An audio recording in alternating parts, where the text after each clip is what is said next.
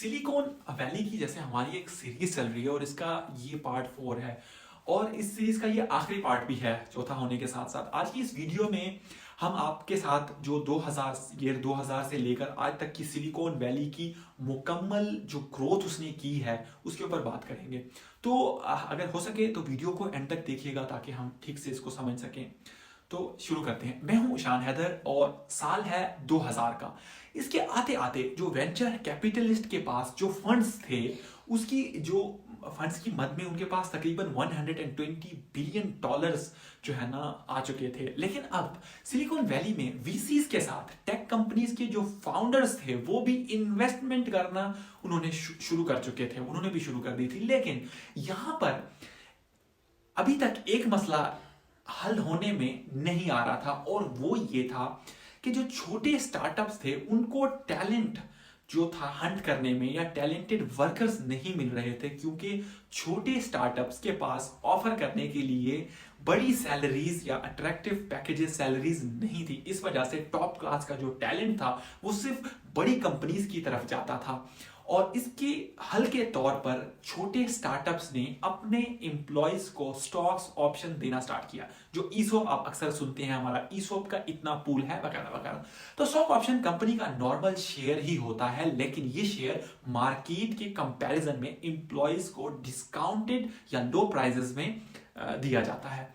इसे टैलेंटेड जो इंजीनियर्स होते हैं जो बड़ी कंपनीज में काम करने की वजह से बहुत ज्यादा जो है ना पैसा बना चुके थे, अब वो भी इन छोटे स्टार्टअप्स में जो है ना आकर काम स्टार्ट करना शुरू कर देते हैं। इससे जो छोटे स्टार्टअप की जो सक्सेस है उसका जो रेट है वो कई एक्स बढ़ जाता है, यानी बहुत ज्यादा बढ़ जाता है। अब साल है 2000 का और स्टार्ट हो चुका है और इस दौर में पूरी दुनिया की पूरी तरह मतलब समझ चुकी है, पूरी दुनिया को समझ आ गया या समझ आना लग जाता है कि इंटरनेट कितनी बड़ी चीज है। जैसे अभी हमें एआई का ठीक से नहीं पता चल रहा, तो अमेरिका में जो वेबसाइट है वो रजिस्टर करने का रेट बहुत ज्यादा बढ़ जाता है।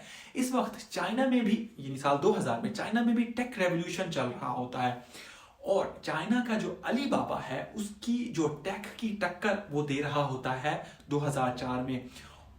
गूगल भी पब्लिक होती है और गूगल यूज करती है ड्यूअल क्लास शेयर स्ट्रक्चर, जिसका ये मतलब होता है कि चाहे गूगल का कोई भी इंप्लॉय, चाहे सीईओ बने या जितना भी शेयर होल्डर आ जाएं, लेकिन उसमें कुछ शेयर होल्डर्स का जो है ना वोट को बाकियों के मुकाबले ज्यादा वैल्यू दी जाएगी। और जाहिर सी बात है कि इसमें वो दो लोग गूगल के फाउंडर्स थे। तो इससे साफ नजर आता है कि गूगल के फाउंडर चंद सालों की नहीं बल्कि कई दहाइयों की एक लॉन्ग टर्म प्लानिंग कर रहे थे। साल आ जाता है 2005 का, तो वाई कॉम्बिनेटर का कॉन्सेप्ट भी आना शुरू हो जाता है और वाई कॉम्बिनेटर सिलिकॉन वैली में कॉम्बिनेटर मॉडल डेवलप करती है। मैं क्या होता है वाई कॉम्बिनेटर आपको बताता हूं, जिसके मतलब देखा देखी और भी कॉम्बिनेटर मार्केट में आना शुरू हो जाते हैं। तो अगर मैं यहां पर आपको वाई कॉम्बिनेटर का बताऊं तो वाई कॉम्बिनेटर बेसिकली एक इंक्यूबेटर होता है। ये लोग आपको आपके कोई आइडिया है आपके पास, उस आइडिया को एक्सपेरिमेंट करने के लिए टूल्स, स्पेस, कल्चर, एनवायरमेंट, वैसे लाइक माइंडेड लोग, उसको वो आइडिया जो है ना परसू किया जा सकता है, वो आइडिया इन्वेस्टेबल है, उस आइडिया पर काम किया जा सकता है, उस आइडिया को इन्वेस्टमेंट मिलनी चाहिए, उस आइडिया को इन्वेस्टमेंट दिलवाने में वाई कॉम्बिनेटर जो है ना आपको सपोर्ट करता है। और इसके अगेंस्ट उनको क्या फायदा होता है कि वो फिर बड़े बड़े जैसे एयरबीएनबी जैसी कंपनी, ऐसे बहुत सारी हैं, ये भी वाई कॉम्बिनेटर का प्रोडक्ट है। तो उसके अंदर वो कुछ इक्विटी यानी कुछ भी एक सर्टेन अमाउंट जो भी देना चाहें उन्हें फाउंडर्स, कुछ परसेंट ऑफ इक्विटी वो उसे देते हैं, 2%, 3%, 5%, डिपेंड करता है। और वो सारा कुछ जो इनको इक्विटी मिल रही होती है उसके अगेंस्ट वो कुछ पे नहीं कर रहे होते, अपनी सर्विसेज, स्पेस वगैरह ऑफर करके।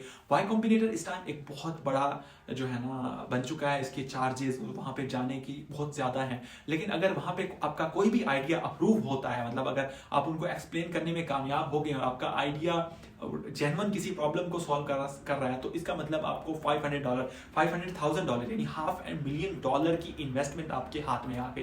तो ये है वाई कॉम्बिनेटर। साल आता है, अब टाइम आता है फेसबुक भी 2000 और 2005 के दरमियान में आने वाले जो बड़े टेक जाइंट स्टार्टअप्स में एक होता है। 5 सालों की एक अनथक मेहनत के बाद उस वक्त अक्सर टेक कंपनीज पब्लिक हो जाती हैं, लेकिन फेसबुक की जो ग्रोथ को देखते हुए एक इन्वेस्टर जिसका नाम है यूरी मिलनर, जो मार्क ज़ुकरबर्ग को जो है ना इसका एक अल्टरनेटिव देता है, कि वो कहता है कि मार्क, मैं ना जो है ना आईपीओ की बजाय मैं आपसे इक्विटी का एक बड़ा चंक, एक बड़ा हिस्सा खरीद लेता हूं और आप इसे लंबे अरसे तक, यानी काफी देर तक आप इसे ट्रैक करके प्राइवेट ही रख सकते हो अपनी कंपनी को। ये उस दौर में मतलब इतना कॉमन नहीं था, लेकिन ये सिलिकॉन वैली में बहुत ज्यादा फेमस हो गई ये बात। 2009 तक सिलिकॉन वैली में कई टेक जायंट्स जो है ना खड़े हो चुके थे, बनी बहुत सारे यूनिकॉर्न। इस दौर में उसको सिलिकॉन वैली की जो है ना इन्वेस्टर्स जो थे उस टाइम पर सिलिकॉन वैली के, वो चाइना की टेक कंपनीज में भी उन्होंने इन्वेस्टमेंट करना शुरू कर दी थी, वो पैसा लगा रहे थे और ये उसके कंपैरिजन चाइना में ज्यादा प्रॉफिट कमाने लग गए थे। लेकिन इस सब के बावजूद अमेरिकन टेक मार्केट कहीं ज्यादा बड़ी थी। तो 2013 साल के आते आते कई टेक स्टार्टअप्स की वैल्यू $1 बिलियन की वैल्यू क्रॉस कर चुकी थी और इसी दौर में $1 बिलियन से ज्यादा वैल्यूएशन वाले स्टार्टअप के लिए मार्केट में एक नया लफ्ज आने लगा और ये होता है यूनिकॉर्न। और फिर 2017 में जापानीज इन्वेस्टर्स मसाया योशी जो सिलिकॉन वैली में $100 बिलियन का फंड लॉन्च करते हैं। इससे ये होता है कि अब स्टार्टअप जो है उनको आईपीओ, इनिशियल पब्लिक ऑफर को किए बगैर भी मिलियंस ऑफ डॉलर्स की फंडिंग ले सकते हैं। मैं आपको बताता हूं आईपीओ क्यों किया जाता है और इन्हें पब्लिक होने की जरूरत भी नहीं पड़ती। इससे ओवरनाइट काफी सारे यूनिकॉर्न्स स्टार्टअप क्रिएट होते हैं। लेकिन इस बारे में जो सिकोया का जो फंड्स था वो ये सारा कुछ देख के खुश नहीं हो रहा था, वो खुश नहीं था इससे। उसने जो थे माइक नोटिस, वो नोट करते हैं कि इतना सारा चीप कैपिटल टेक मार्केट को डिस्टॉर्ट कर रहा है, तो वो फाइट बैक करते हैं। वो भी $8 बिलियन जो है ना ग्रोथ फंड के साथ आते हैं। अब वीसीज के पास इतना पैसा आ चुका होता है कि वो पहले कभी भी इतना उनके पास इतना नहीं था और इस से नई अपॉर्चुनिटीज पैदा होना शुरू होती है। मार्केट में पैसा होता है, लोग नए स्टार्टअप्स वगैरह में इन्वेस्ट करते हैं। तो ये बात प्रूव करते हैं कि राइट फाउंडर किसी भी इंडस्ट्री को डिस्टरप्ट करके रख सकता है, यानी किसी भी इंडस्ट्री को डिस्टरप्ट कर सकता है, लेकिन उनके पास उस प्रॉब्लम पर काम करने के लिए इनफ टाइम होना चाहिए।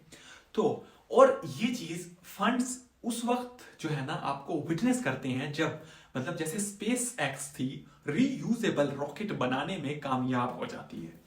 लेकिन अब वीसी जो है वो लॉन्ग रन पर भी स्टार्टअप पर बहुत ज्यादा इन्वेस्टमेंट करने लगते हैं, लेकिन जब ये सही चल रहा होता है वहां कोई ना कोई मसला जरूर होता है। जहां भी दुनिया में कुछ सही चल रहा होता है, टाइम आता है 2018 में जब बेंचमार्क और ट्रेविस का जो दरमियान उबर के जो कंट्रोल को लेकर एक वार मतलब छिड़ती है और ये फाउंडर फ्रेंडली इन्वायरमेंट में एक बहुत बड़ा टर्निंग पॉइंट होता है। और इस जगह आकर चीजें यही नहीं रुकती, उसके बाद वीवर्क का जो आईपीओ करता है जो कि बहुत बड़ा मतलब बहुत बुरी तरह से फेल हो जाता है।